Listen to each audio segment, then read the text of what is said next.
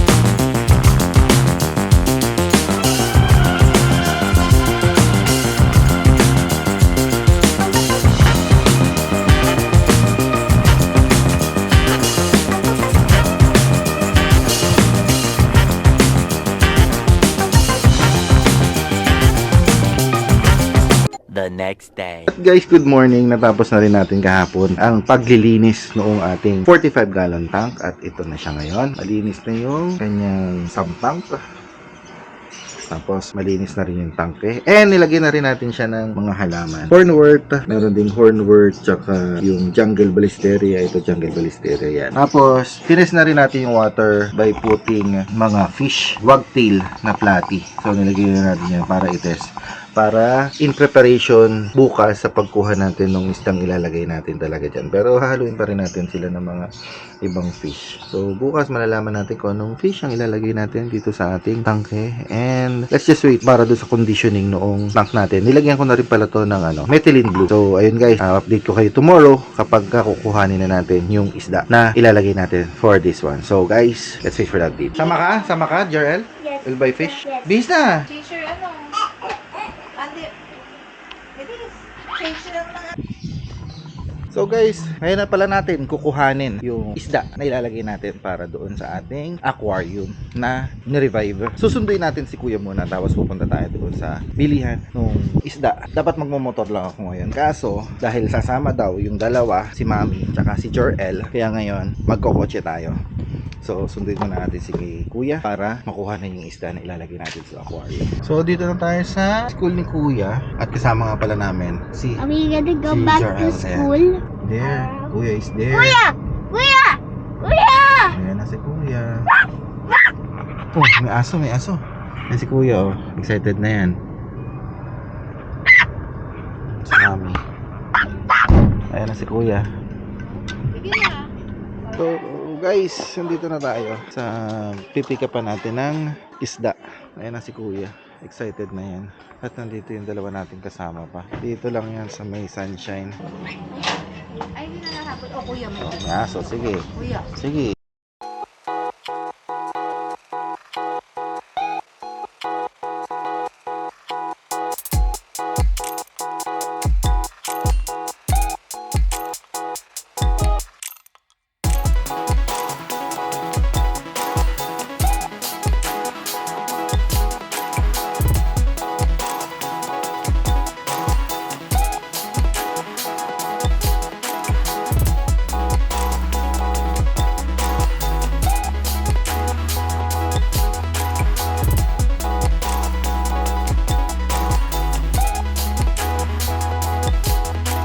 Ito na guys, yung nabili natin na isda.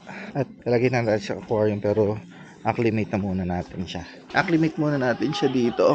Tapos, mamaya natin siya pakawalan na. Okay? Balikan natin siya mamaya. Ayan siya. 2 hours later. At guys, ito na. More than 30 minutes na siya na-acclimate. So, makakuha na rin natin siya. Ito na guys, yung ating isda. At ilalagay na natin siya dito sa ating aquarium. Pero hindi na natin sasama yung kanyang lumang tubig. Huli na natin siya isa-isa para hindi sumama yung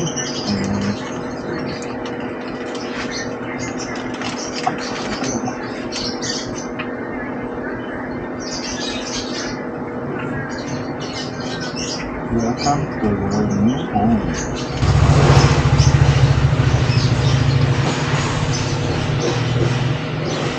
At ayan guys, nalagay na natin yung mga isda natin, yung mga ating bagong Bluefish Tetra. Siguro na bago pa sila doon sa kanilang bagong tahanan, kaya nag-iipon-ipon, medyo stress pa yan. So meron tayong pink, may red, orange, may yellow, may green. Ito yung dark green natin, nandun sa ilalim.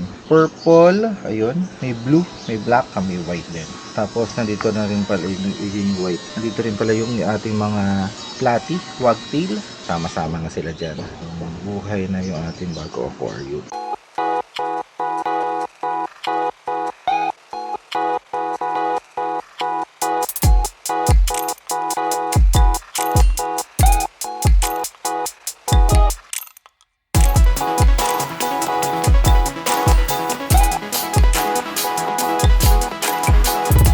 The following day. At guys, ito na nga pala, dumating na yung second batch natin ng Glowfish. Thank you sa seller nito. Goods na goods. Lalaki ng mga Glowfish na binigay niya sa atin. Thank you sir. Dito at pakakawala na natin to isa-isa. So same pa rin. Katulad ng ginawa natin kahapon, hindi na natin sasama yung kanyang mga tubig. So makikita na lang natin siya is kasama na siya dyan. Okay? Let's go! At guys, yan na nga.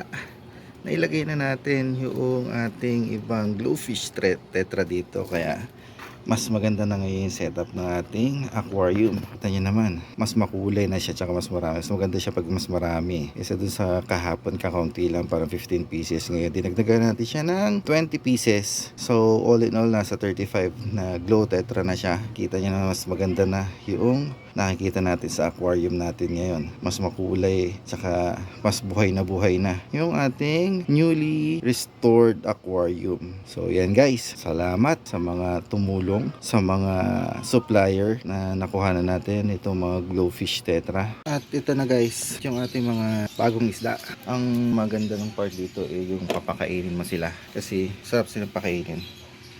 Yan, kainin natin. Yan. Ito naman sobrang active nila pag kumakain. Diba? Ganda pagpasdan. Nakaka-relax.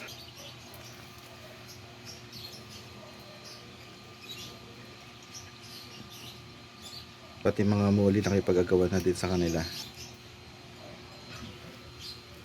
So, done na tayo sa restoration or pagbuhay natin itong tank natin na to. At yun na nga guys, so na-restore na natin itong tank natin na to. Nalagyan na rin nalinisin na natin, napalitan na natin tubig, nalagyan na natin ng mga aqua plants, and also nalagyan na din natin sila ng mga isda. So, i-maintain na lang natin yung setup na ganito.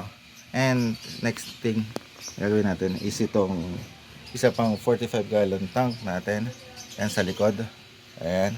Restore din natin. Para dyan naman natin iipunan ng tubig na pamalit dito sa tank na to.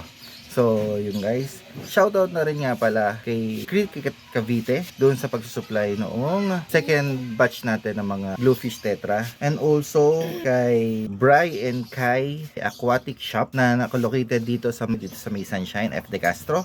So, sa first batch naman natin ng mga Bluefish Tetra. So, nandito na rin yung kanyang link. So, guys, thank you for watching. God bless, stay safe, and see you on our next video. Bye!